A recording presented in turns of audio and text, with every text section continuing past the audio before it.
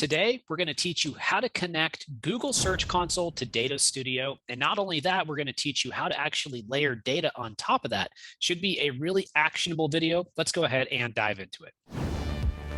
Before you get started, make sure to click the notification bell and make sure to subscribe so that you can get more videos like this in the future.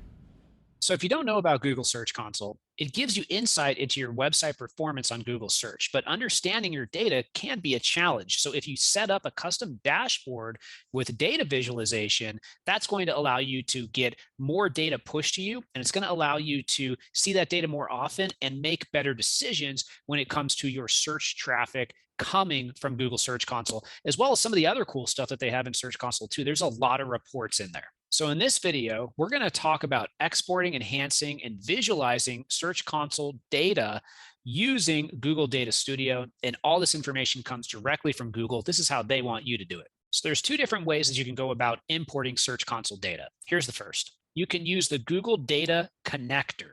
This option's super straightforward. You go to the connector gallery, you choose Search Console, and find the property you'd like to connect. You can find a guide to the connector in the Data Studio Help Center. Now, if you'd like to enhance the data, when I say enhance, I mean clustering countries into a region or modifying data. To do that, you're going to first export the data from the web interface or through the API.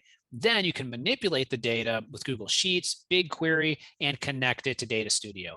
Most of our data modeling lately is done through BigQuery. It seems to be a good way to change data and then deploy it. Now, if you'd like to try the second option, there's three main steps. Here's what they are. 1, export Search Console data. 2, add your own data on top of it. 3, import it into Data Studio.